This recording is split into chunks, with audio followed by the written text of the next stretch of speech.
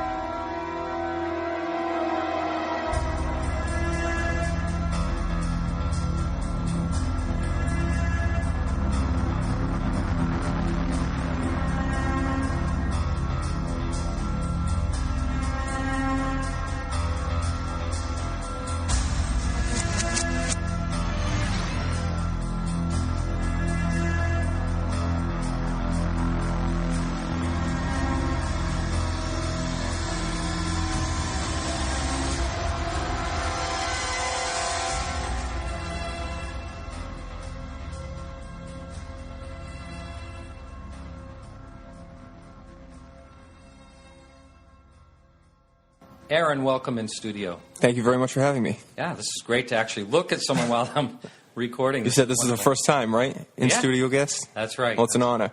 Yeah, all right. And you drove up, like an hour and a half? About an hour and a half when it was all said and done, yeah. Yeah. And so let's talk about the triangle. And, well, first of all, before we go there, I want to know why you got involved in it, and then how did this all develop into this movie, the Bridgewater Triangle? Well, I had done a short 30-minute documentary when I was in college called Inside the Bridgewater Triangle back in about 2003. I was a student at Fitchburg State, and I had done that documentary because I was looking for something spooky to do a documentary on.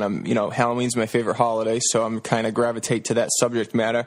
I was researching Spidergate Cemetery in Worcester and came across Christopher Pittman's website, cellarwalls.com, and he had a large article about the Bridgewater Triangle. I started reading more about it. I grew up 8 miles down the street from the Freetown State Forest and knew the reputation of that place.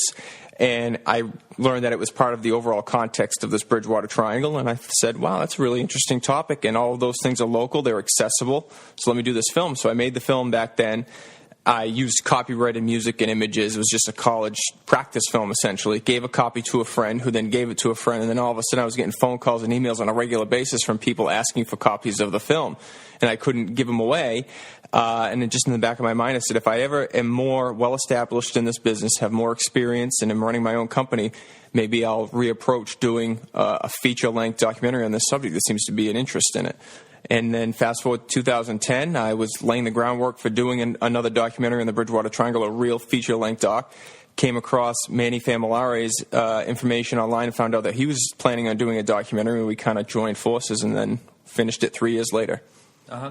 And so you said it took about 3 years to do? 3 years, but that's with two guys who were doing that in their spare time. I was working full-time, running my own business, and my wife and I had just had a baby, and so I worked on it when I could. The actual edit of the movie started in January of 2013. We finished in October, a couple weeks before the premiere. Now, where did you gather all this information? Some of the information for this film was based on the script for the original film, but the original film was only a third the length of this film. So that's where Manny really came into play. He had been researching the Bridgewater Triangle for years, had spent a lot of time in microfilm rooms pulling up old articles, and had a lot of contacts in the area of different researchers. And I had learned more of the different researchers that are involved in looking at the Bridgewater Triangle, and we were able to feature pretty much every major player when it comes to Bridgewater Triangle research in this one film. Now, there's a museum that's actually in Portland, Maine, with some artifacts? Yeah, the museum is run by internationally renowned cryptozoologist Loren Coleman, and he actually came up with the concept of the Bridgewater Triangle back in the late 70s. He had moved from California to Massachusetts, put his ear to the ground for strange happenings, as he did everywhere that he lived, and kept getting reports of odd occurrences down in southeastern Mass, and he kind of pinpointed the locations on the map and came up with this concept of the Bridgewater Triangle, which was kind of a take on the Bermuda Triangle, which was a hot topic at the time.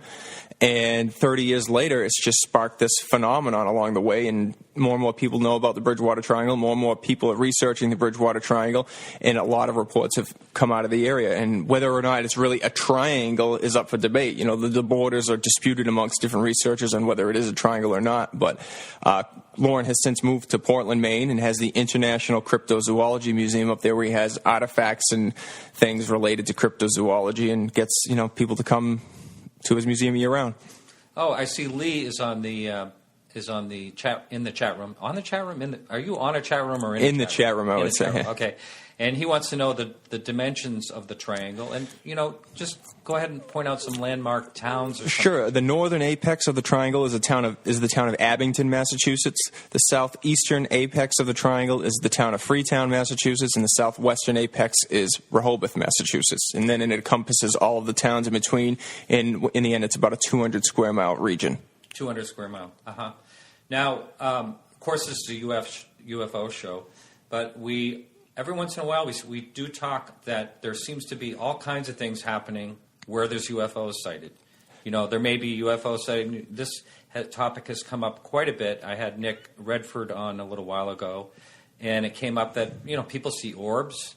They see Bigfoot sightings sometimes. The same place they're seeing a UFO phenomenon, and it's kind of follows, but there's a lot more that went on than this. Why don't you go into the different types of paranormal things that have happened? Well, within the Bridgewater Triangle, there are a series of different locations that are known for different things, and often seen as the heart of the Bridgewater Triangle is this large wetland that is found in the towns of Bridgewater, West Bridgewater, Norton, Easton, Raynham. It kind of skirts into all those towns. It's called the Hockomock Swamp, and it's the second largest wetland in New England. And that location is known especially for cryptozoological sightings, or Bigfoot sightings, Thunderbird sightings, and phantom dogs, phantom pumas and cougars, and all sorts of crazy things like that. Giant snakes, giant turtles, you name it, it's been seen in the Hockomock Swamp. But then along with that, you have a lot of UFO sightings in that region as well, especially around an area that's surrounded by the swamp called the Raynham-Taunton Dog Track, which is now, they don't actually do dog racing in Massachusetts anymore, but the track is still there. And there's a lot of strange occurrences that happen in the skies above that region. And so you have the Hockomock Swamp. The second most well-known location in the Bridgewater Triangle is in the southeastern apex in the town of Freetown. There's a large state preserve there called the Freetown Fall River State Forest. Now, when you get down into that region, you have some paranormal reports in that area of a lot of Native American-related occurrences, or related to Native American legend. There's alleged sightings of these 4-foot-tall troll-like creatures called puckwudgies that are reported down in the Freetown State Forest region. And also in this Freetown State Forest, the area has a history of an elevated level of criminal activity. Freetown's a sleepy town of about 9,000 people, but when you get into some of the things that have happened in the Freetown State Forest, it's just way off the scale for a region of that population. And a lot of researchers theorize that the negative energy of the Bridgewater Triangle is what draws this criminal element into the Freetown State Forest in the southeastern portion of the triangle.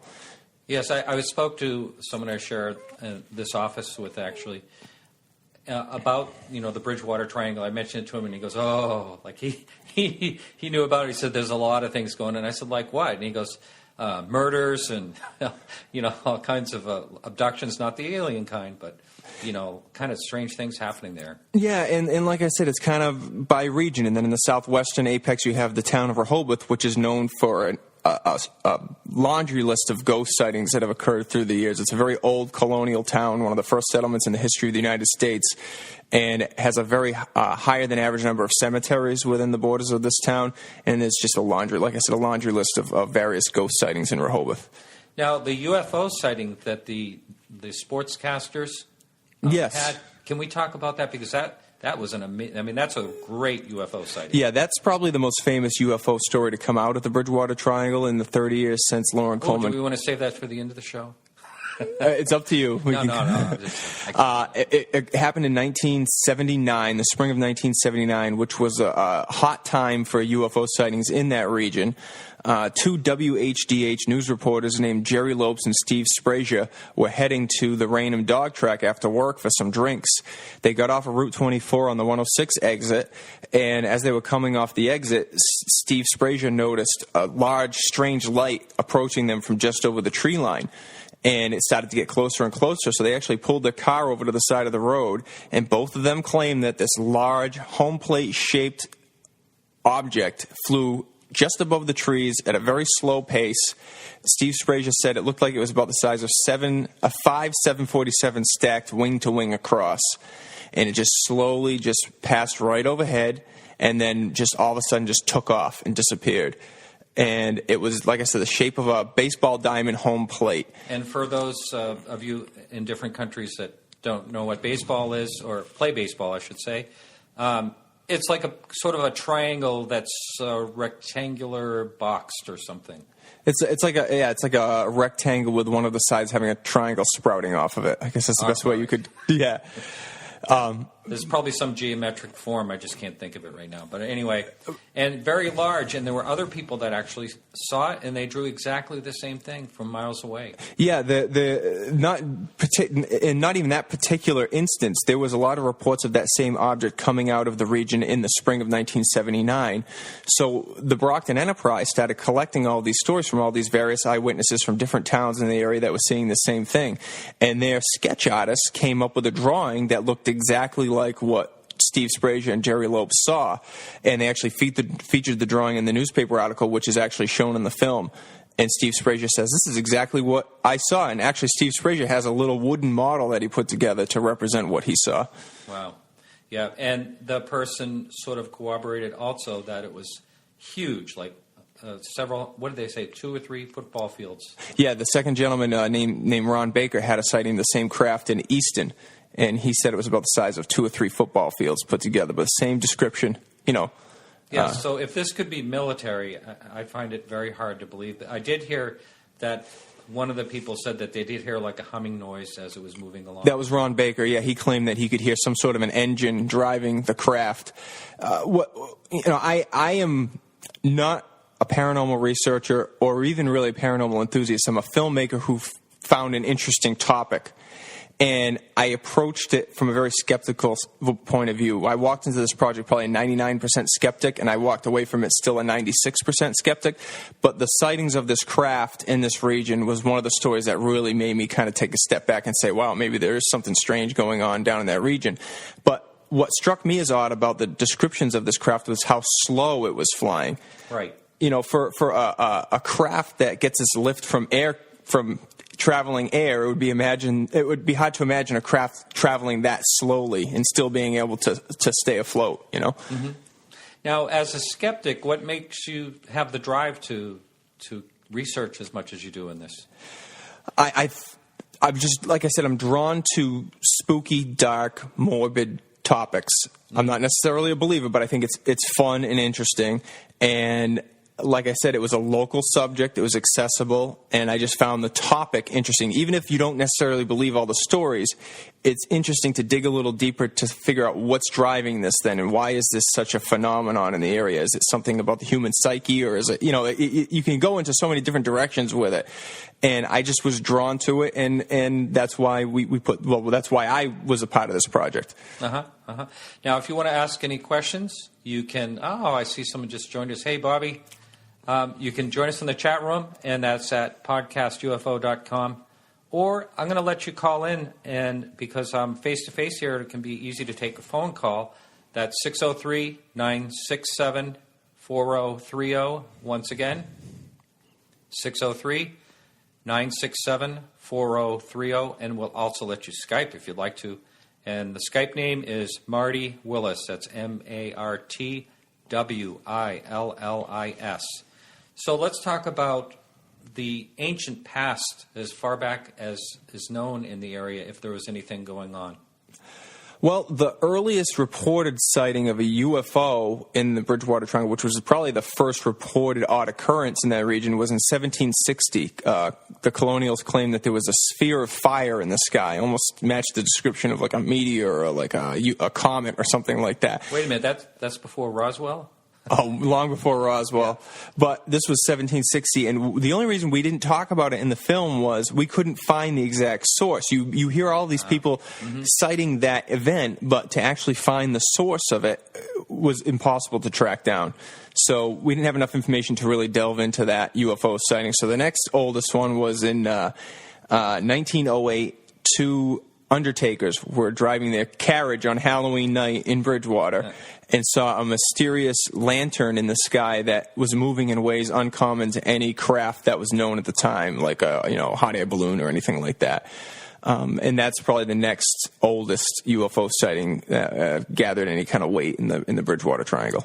But were there, like you mentioned, Native American? Yeah, the region has a long, just like any other region in the United States, has a long history of the indigenous peoples before the colonials arrived. And the Bridgewater Triangle is no exception to that. And, there were tribes living in the area. At the time that the settlers arrived, it was the Wampanoag, the Narragansett, the Massachusetts, the Nipmuc. And there are a lot of Native American legends in the area and a lot of Native American lore attached to regions like the Hockomock Swamp. And they saw it as a sacred place, not necessarily a place to fear. They used it for hunting. They used it for trapping. They used it for fishing. And when the settlers arrived in Plymouth, the relations were uneasy. And by the time Massasoit, who was the chief at the time, had passed away, and eventually his son, Metacomet, became sachem of the Wampanoag. And by the time he became sachem, the relationship between the Wampanoag and the Native American population and the settlers was very strained. And actually, war broke out in 1675. The bloodiest war in American history on a per capita basis was King Philip's War, which was this war that took place. King Philip was the English name given to the Wampanoag chief Metacomet. And a lot of the major battles took place within the confines of the Bridgewater Triangle. Now, the war spread out to Massachusetts Bay Colony, Rhode Island Colony, and Plymouth Colony. So, but the war sparked in southeastern Massachusetts and Rhode Island, in that area that was disputed at the time, like Bristol, Rhode Island, Swansea, Massachusetts area. That's where the war started, and a lot of the major engagements took place in the towns in the Bridgewater Triangle. And a lot of researchers and enthusiasts cite that event as the event that sparked the negative energy of the Bridgewater Triangle, and some people cite that as the reason that there's an elevated level of high strangeness in the area. But we present it as a theory in the film, but we don't necessarily try to ram anything down anybody's throat in the film. It's kind of just, here's the theory that people present, this is the information, you make your own determination about it. But there are also a lot of stories of a Native American nature that come out of the Bridgewater Triangle, and there's a lot of locations associated with Native American history as well. Let's see, a person's asked a couple of times here about Quabbin. Do you know what that means? Quabbin, the reservoir out in western Massachusetts, the only Quabbin that I know. That was an Eric. Okay, he was also asking about Bigfoot sightings? Yeah, there's been an abundance of Bigfoot sightings, especially in the Hockomock Swamp region of the Bridgewater Triangle.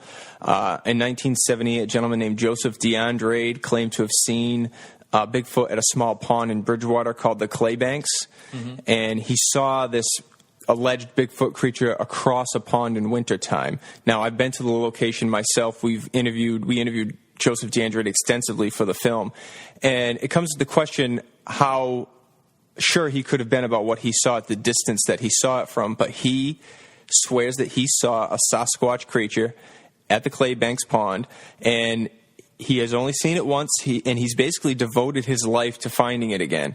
And he's had multiple organizations through the years that he was launching expeditions into the Hockomock Swamp and the surrounding area to try to find this Bigfoot creature. And there was another sighting in the early 1980s. A gentleman named John Baker, who was a trapper on the swamp, had an encounter with what he described as a Bigfoot creature while fur trapping in the Hockomock Swamp on his canoe. And he had been trapping in the swamp for years and years and years and had never seen anything strange until he had this encounter with this alleged creature that night. That doesn't sound very safe in a canoe, seeing those babies. And going back to I want to go back to the early UFO sighting. I know you said you couldn't find anything to substantiate that, but where did you hear that? Can't remember right now. I can't remember off the top of my head. If you read a lot of the books that have been published about the Bridgewater Triangle area, mention that sighting. Yeah. And like I said, I don't know where the actual source is for that. Well, it was kind of like there was a saying about Alexander the Great seeing this big UFO sighting, and it was all spawned from a book that someone just created. So this is where myth can turn into reality a lot of times when someone will, the folklore that can actually turn into beliefs. Absolutely. So we try to stay away from that a little bit here on the show anyway. So let's talk about other sightings besides the one in was it Randolph? That sighting, actually, the home plate shape, yes. That was actually in Raynham. Okay, but there was the one in Randolph that was noted as well. Yeah, that was just sightings of the similar craft. There was sightings in Randolph and in Stoughton. I don't know the details of those sightings or who reported them, but it was those towns are just north of the Bridgewater Triangle, northwest of the Bridgewater Triangle, and there were similar reports coming out of those towns in the spring of 1979. Would you say there was any type of what you would call a flap, like several UFO sightings in the general area? Yes, yeah, several UFO sightings of the same craft. Of the same craft over and over? Yeah, that home plate shaped on different object. Days? On different days, yes. Yeah, like Ron Baker claimed he saw it above a restaurant in Easton, whereas Jerry Lopes and Steve Sprazier claimed they saw it above the highway exit on a different day, but in that same spring of 1979. So this was in 79, back in there. And that's why the Brockton Enterprise published that article with a list of people that had all corroborated sightings of the same craft. Wow, it's kind of like in Belgium. They had a triangle very similar. That went for a couple of years that everybody saw. Really strange. If something, you kind of think about something like this. If something is actually coming from somewhere else, let's just say another solar system, just for grins. Why would it be going to the exact same place? That doesn't make any sense. No, it doesn't make any sense. If it was interdimensional or something like that, it would make more sense. But we have no idea what these things are that people are seeing, and it is intriguing. And a lot of people will say it's military craft, and it is possible. I'm not going to say it's not, but when you're talking about something that just can barely move, if that technology could actually be hidden from us, I would be very surprised. Well, one of the other phenomenon that people report in the Bridgewater Triangle, and I don't lend a lot of credence to it because I don't think it's significant in any real way, is sightings of black helicopters. People snap pictures of them in the sky and see them flying around. And, I just assume that they're military helicopters on maneuvers and just, they go out and practice maneuvers just like anybody else, like a fireman would practice dragging a hose up stairs to a fire. The military would fly helicopters around in maneuvers and train their pilots. So I don't really see what the big deal is about these black helicopter sightings. Maybe I don't know enough about the whole paranormal realm and the history of UFOs and whatnot to know how important that is. But we didn't even talk about them in the film just because we didn't really see what the significance of that would be. But maybe I'm wrong about that. Well, you do hear about that an awful lot, it seems. Lee, again, has another question on the message board, and he wants to know, in regard to the craft, was there any radar cooperation at all? Not that I know of. And as a matter of fact, Steve Sprazier had placed phone calls out to some of the local air bases, I think Otis, and some, law enforcement agencies and whatnot, and there was no reports of any kind of blips on the radar regarding anything like that. Mm-hmm. That's often the case. You hear that, too. I mean, people have sightings. And so let's, in the whole investigation that you had done this whole time, what was the most fascinating thing that you found for yourself? That story, the Jerry Loeb, Steve Sprazier story of that craft was one of them. The other was a bizarre creature sighting by a gentleman named Bill Russo that we featured in the film. And he encountered what he described as a 3-foot-tall, hair-covered troll-like creature while walking his dog in the town of Raynham, just south of the Hockomock Swamp. Yeah, I saw that in a rendition. Did he, have that rendition drawn up? We actually had that rendition drawn up by an artist. We put him in direct contact with Mr. Russo, and basically he worked like a police sketch artist to draw what Bill Russo said that he saw. And that to this day, that depiction of that alleged creature is the most accurate representation of what Bill Russo claims that he saw. Mm-hmm. There's a TV show called Monsters and Mysteries in America, and it's on Destination America, and they actually featured Bill Russo's story in an episode of their show after we had featured him in the documentary. And their depiction of the creature is a lot different from what we have in our film, and there was some differences in the story, and it was kind of a sore spot for us with how they kind of changed the details of it. But, they did what they did, and we did what we did, and that's it. Now, I know you can sort of say an orb is a UFO because it's unidentified, and there was quite a bit of that going on. Can you talk about that? Yeah, orb sightings. You have orb sightings in pretty much every major location within the Bridgewater Triangle. You have orb sightings in the Hockomock Swamp. Again, behind the Raynham Dog Track, there's an old rail bed that runs through the Hockomock Swamp, no longer functioning. So a lot of people will go hiking and walking back there and walk through the swamp. So, do they say it's the swamp gas? Swamp gas is one of the theories, but you have orb sightings in other parts of the Bridgewater Triangle that aren't swampy locations. You have a lot of orb sightings down in Rehoboth, which is like the spirit of ghostly hotbed of the Bridgewater Triangle. You have orb sightings in the Freetown State Forest, which is not a particularly swampy place. So there are swamps in the Freetown State Forest, but nothing to the size and magnitude of the Hockomock Swamp. So these orb sightings, and you have orb sightings in a location known as Anawan Rock, which is actually the place where the Wampanoag officially surrendered, ending King Philip's War. And that's a location in Rehoboth that has an awful lot of spiritual and ghostly stories to come out of it, and there's a lot of orb sightings there as well. And then you have orbs in the sky. We featured a witness in the film who actually took some video footage of what he thought were some UFOs in the skies above the Bridgewater Triangle. And they were these, to the naked eye, they looked like just like a floating orb.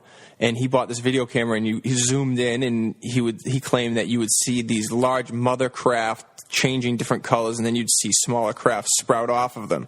And we feature a little bit of that footage in the film, but it's so shaky because he was zoomed in to such a degree, and you have the digital zoom feature on these cameras, so if you zoomed in past a certain point, you get some pixelization and distortion. We tried to steady that footage in post-production, but it's really kind of hard to make out what exactly it was that he was seeing.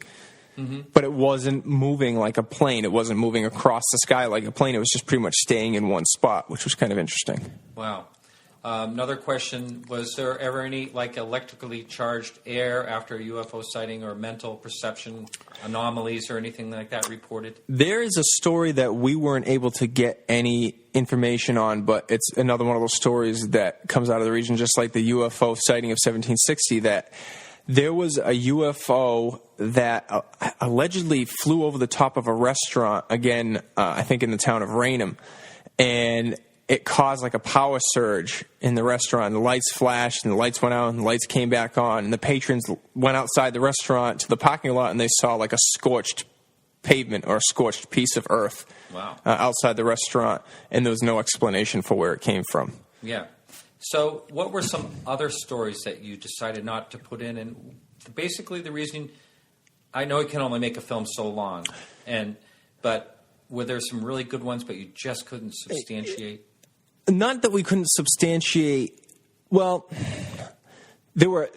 If we were to cover every single strange occurrence that has been reported in the Bridgewater Triangle, we would have been talking about like a 60-hour series that we would have had to do. One of the things was houses that are allegedly haunted. There are haunted houses all across allegedly haunted houses all across the country.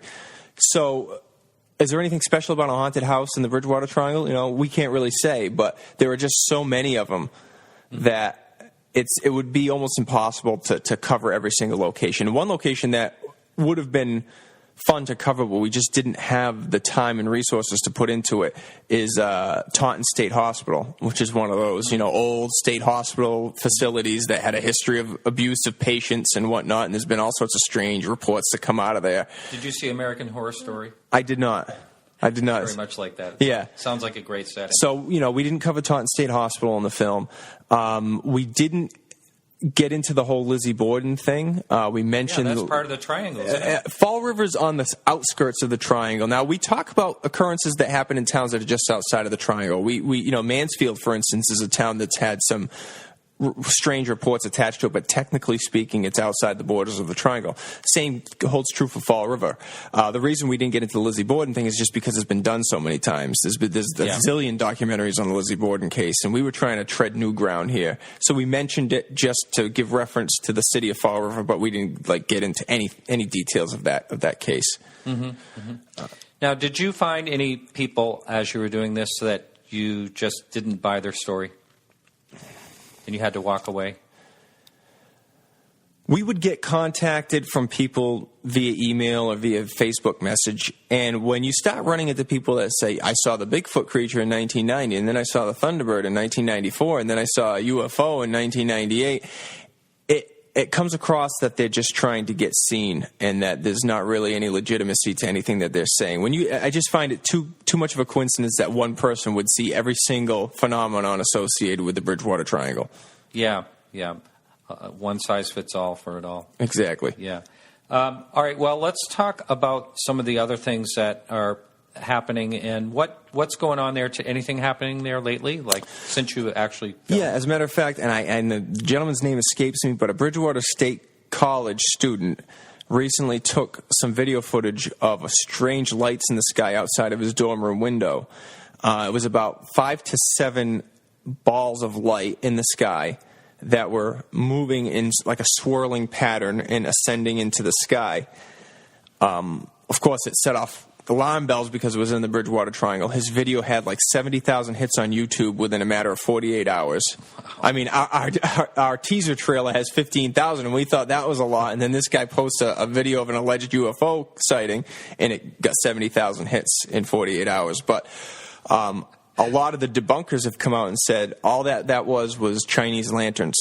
Because that Disney movie Tangled came out, and it had Chinese lanterns in the movie, and sales of Chinese lanterns on the internet skyrocketed after that film came out. And there's been a lot of reports of UFOs being confused with these, or Chinese lanterns being confused as UFOs.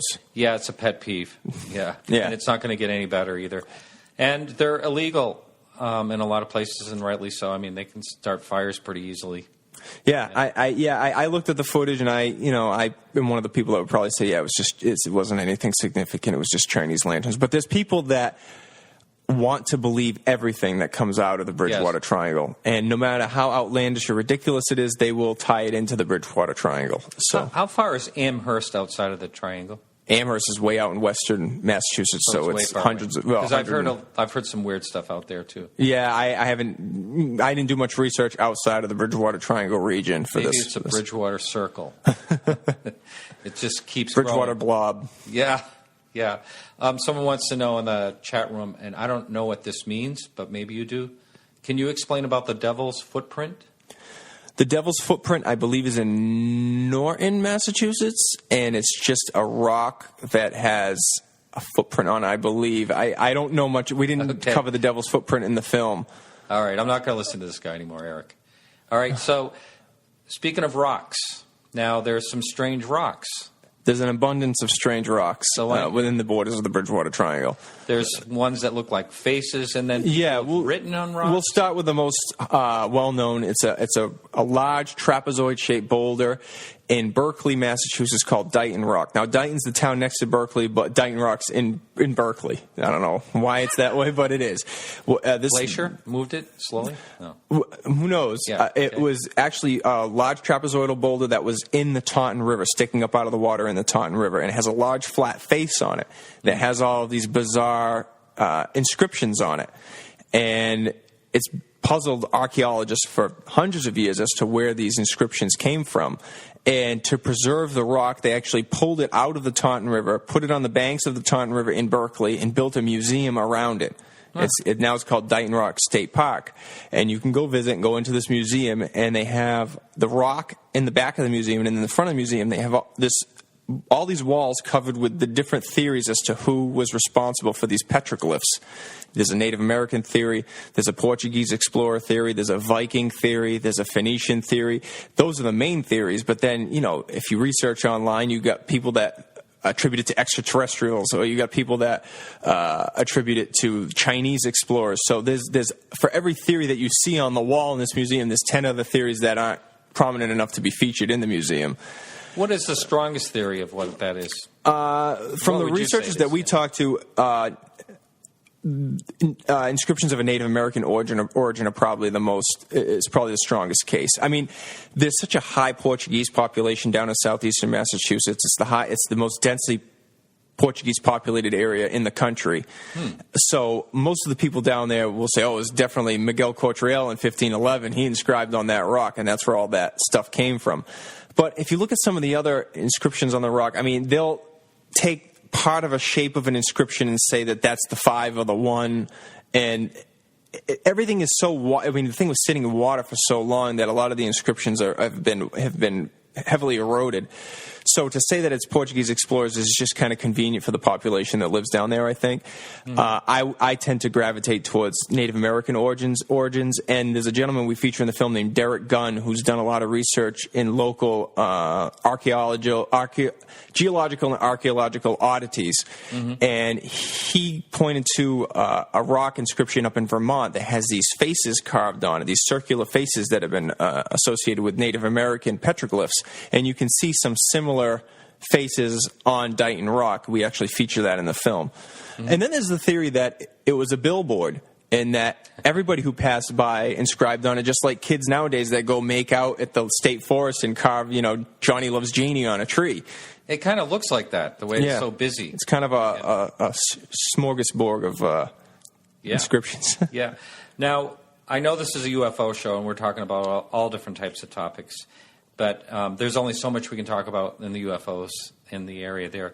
But what about the large animals and the birds? And there's a place called Skinwalker Ranch in Nevada that has all these things happening in the same place. So what about the big beasts and the thunderbirds and all that? Where do those stories come from? As I mentioned before, the majority of the cryptozoological stories come from the Hockomock Swamp region and the towns surrounding the Hockomock Swamp. Now, you had a laundry list of Bigfoot sightings. The first story that we mentioned was that back in 1970, you had a joint coalition of local and state police, and they were allegedly tracking down a bear. Now, the interesting thing about that is we haven't had black bear in southeastern Massachusetts for close to a century, probably. They were kind of eradicated from the region. And so they claimed that they were hunting this bear in the region at the time. And there's a story that a police officer was sitting in his cruiser, and the rear end of his cruiser got picked up. And he kind of spun his spotlight around and shined it on what he described as something that was walking on 2 feet. And then it kind of disappeared into the forest. And the interesting thing about that is we never were able to track down who that police officer was. I mean, it was back in 1970. But his daughter actually ended up showing up at one of our screenings, and she says, my father swears that was a Bigfoot creature and not a bear. Wow. So well, a bear's not going to pick something up. Yeah, pick up the rear end of a police cruiser actually off the ground and then drop it back down. So there was that sighting. We had a gentleman named Carlston Wood that we featured in the film that claims that he saw a large hair-covered man while playing in the Hockomock swamp in the wintertime with a bunch of friends because the swamp would freeze, so they'd go exploring into the swamp as far as they could go. They claimed they saw this large fur-covered creature. Joseph DeAndrade's sighting, John Baker's sighting. And then you have a lot of other whispers of Bigfoot encounters in the Hockomock Swamp, some of them that are more difficult to substantiate. You know, it's always like my cousin's best friend's roommate saw the creature. So we tried to stay away from that. We tried to get as many first-hand eyewitness accounts as possible. Then there's Bill Russo's sighting, which we mentioned, which some people might say maybe that was a baby Bigfoot that he saw. Who knows? But then you have the Thunderbird sightings, large winged creatures that are tied into Native American folklore. In 1970, you had a Norton police sergeant named Thomas Downey, who was actually driving his car in the nearby town of Mansfield, which is actually just west of the Bridgewater Triangle, and he was driving along Winter Street, and he claimed he saw this massive creature with a 12-foot wingspan fly directly up into the sky and disappear above his cruiser. And he's been approached dozens of times for interviews about what he saw, and he never will grant an interview. He'll say that he sticks by his story, but he's not looking to tell his story in any way, and he probably wishes that he had never reported it. Well, you know, that gives a lot of credibility in my book. It's the people that either don't want to talk about it, or people that wait a long time to talk about their stories. Those ones that, like, I hate to keep going back to Bill Russo, but he had his alleged sighting in 1990, and he waited 20 years to finally tell his story. He waited till he was retired. He didn't want to face any ridicule, so he wrote about his encounter on his blog, which then we found, and we were the first ones to give him an on-camera interview about what he saw. But, you know, he sat on that story for a really, really long time before he finally went public with it. Did you get a lot of your information from the internet when you were researching this film? Some was from the internet. Some was from Lauren Coleman's book, Mysterious America, which was the first publication to bring the Bridgewater Triangle to a national audience, or a national readership, I should say. So we tracked down some of the stories that he mentioned in his book. And some of the other stories were relayed to us from other experts that we feature in the film. And some of the eyewitnesses were just contacts that we had made from some of the people that were in the film, say, you know, you should talk to this guy, you should talk to this woman. So that's really how we found a lot of our eyewitnesses. There's another question on the message board. And while filming for the documentary, were any readings attempted? Did you try to get any readings for, like, magnetic radio frequencies, like the Skinwalker Ranch I mentioned before? No. If you see our film, people think paranormal documentary, and they think, you know, people trekking through the woods with cameras and infrared sensors and all that stuff.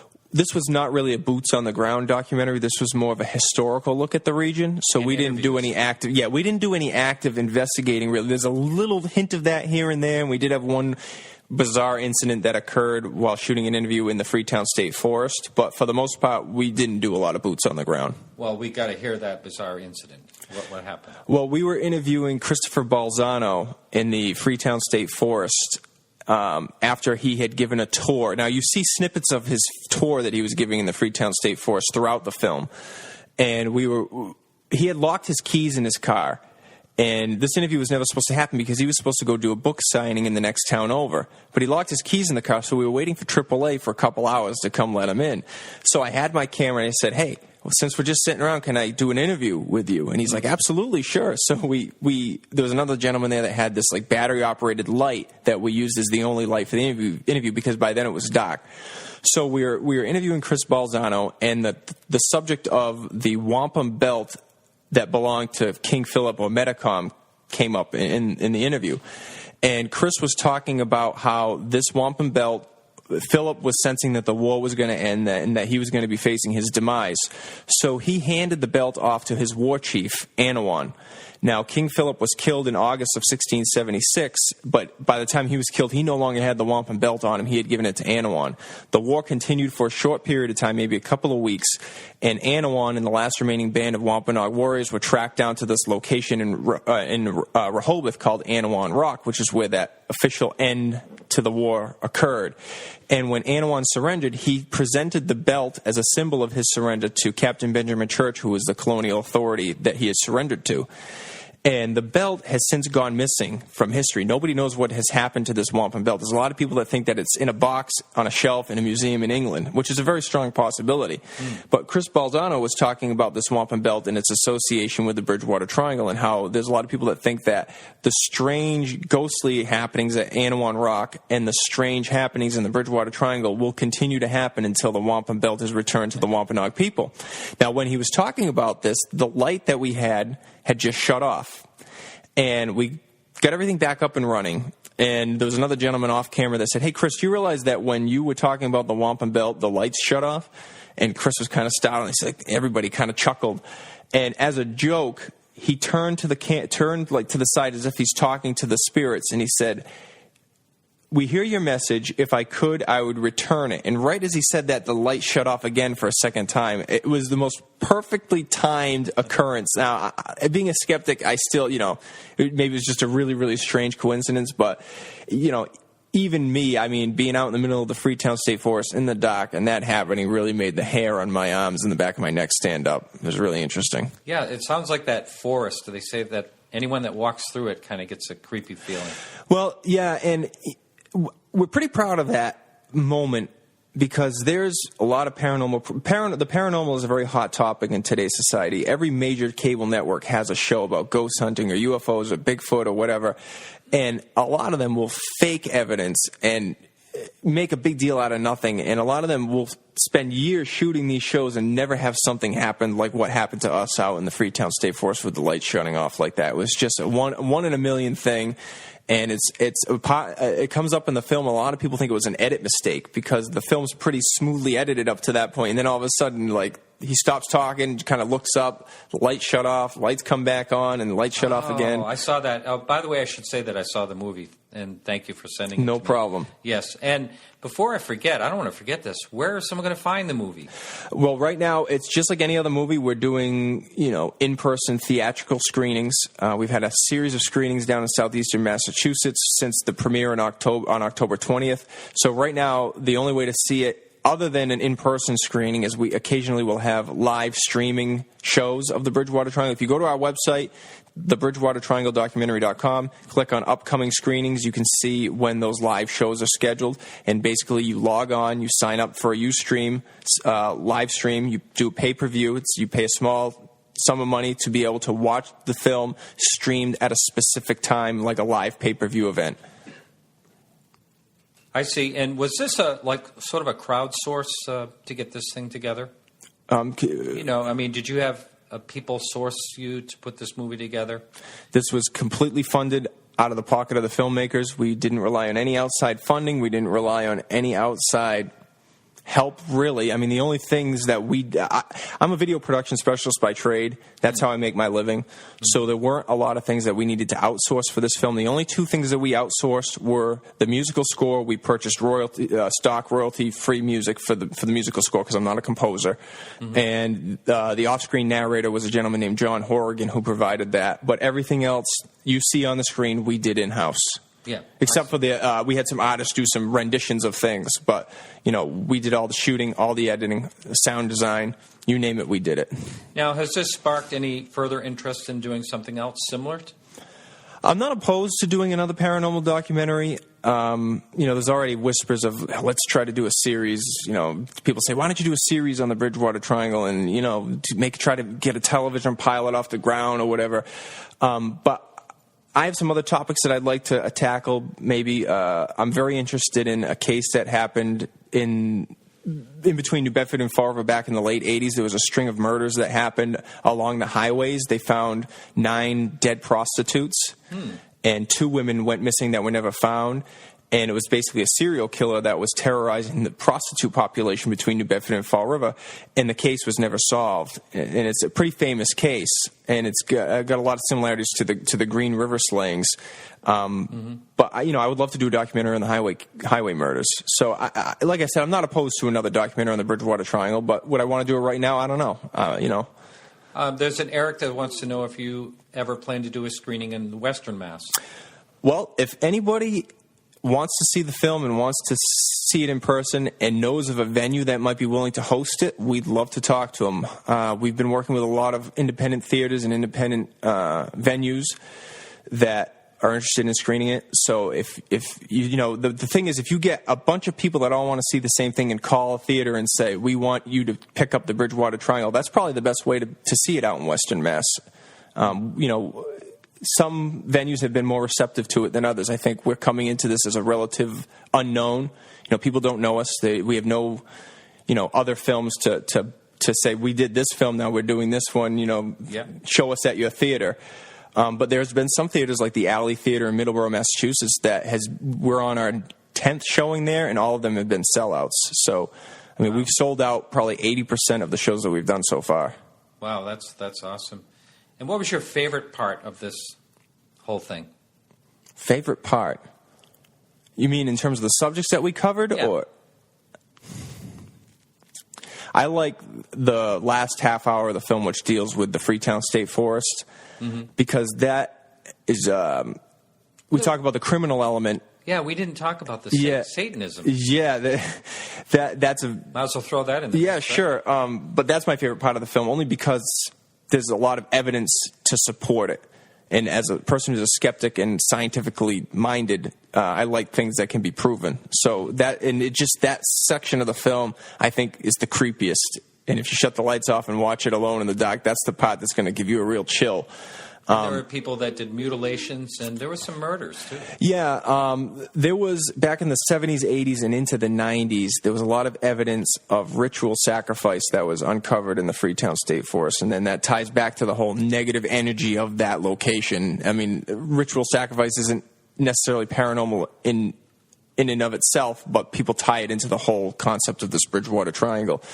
And they were never able to actually pin that activity on anybody, and you start treading into freedom of religion, but then you're talking about cruelty to animals. But there were at one point you would find pentagrams on the ground with like a dead seagull or a dead pigeon in the middle, and then it progressed to eventually finding a dozen baby calves butchered in a remote section of the Freetown State Forest. Yeah, so there was a lot of those, like, not when you think of cattle mutilations, did any of them, did they drain the blood from them? Yeah, there were 2 instances of cattle totally absent of blood. A dozen baby calves, and then later, before that, I'm not sure, a full skeletal adult cow was found in the same spot. And there was a bunker?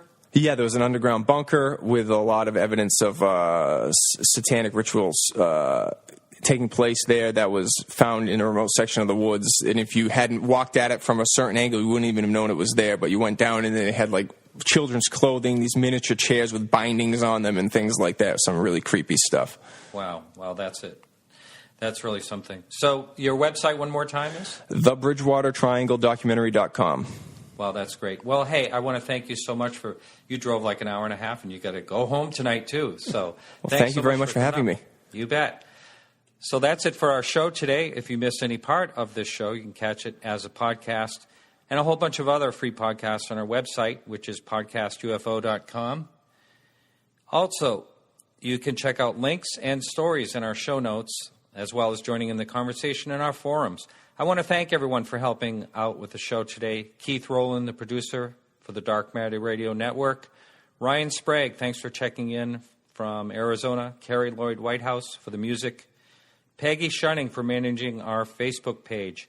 And remember to like us on Facebook page if you want to catch all the latest news. Peggy's hard at work at that all the time. You can check us out live next week right here at the Dark Matter Radio Network, and every Wednesday at 8 p.m. Eastern Standard Time. And don't forget to jump on the chat room at podcastufo.com. This is Martin Willis reminding you to keep your eyes to the sky, and we'll see you.